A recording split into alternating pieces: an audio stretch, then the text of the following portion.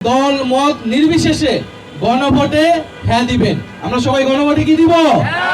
এই নির্বাচনে যদি হ্যাঁ জয়যুক্ত না হয় তাহলে কিন্তু আমরা আগের ব্যবস্থায় রয়ে যাব, সেই হাসিনার ব্যবস্থায় রয়ে যাব। আমরা কি আর হাসিনার ব্যবস্থায় থাকতে চাই? আমরা নতুন গণতান্ত্রিক ব্যবস্থায় যেতে চাই।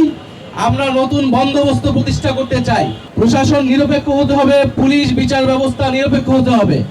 আপনাকে কোথাও চাকরি পেতে হলে ঘুষ দিতে হবে না, আপনার কোনো পারিবারিক আপনার মামা খালু লাগবে না, স্বজন প্রীতি লাগবে না।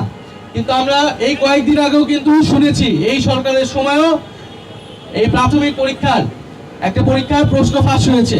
অর্থাৎ সেই আগের ব্যবস্থাটাই এখনো বহাল আছে, কারণ জবাবদিহিতামূলক কোনো ব্যবস্থা আমরা প্রতিষ্ঠা করতে পারি নাই।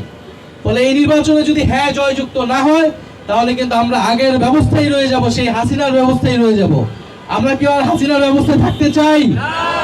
আমরা নতুন গণতান্ত্রিক ব্যবস্থায় যেতে চাই।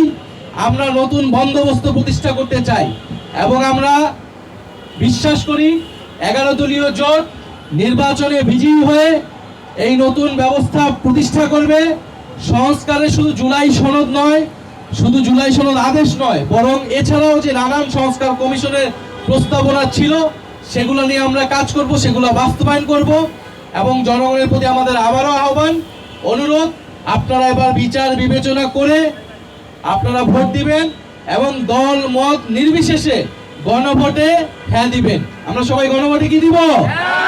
গণভোটে হ্যাঁ দিব। গণভোটে হ্যাঁ পক্ষে থাকবো, হ্যাঁ এর পক্ষে শক্তি ইনশাল্লাহ এবার নির্বাচন হবে এবং সরকার গঠন করবে। আসসালাম।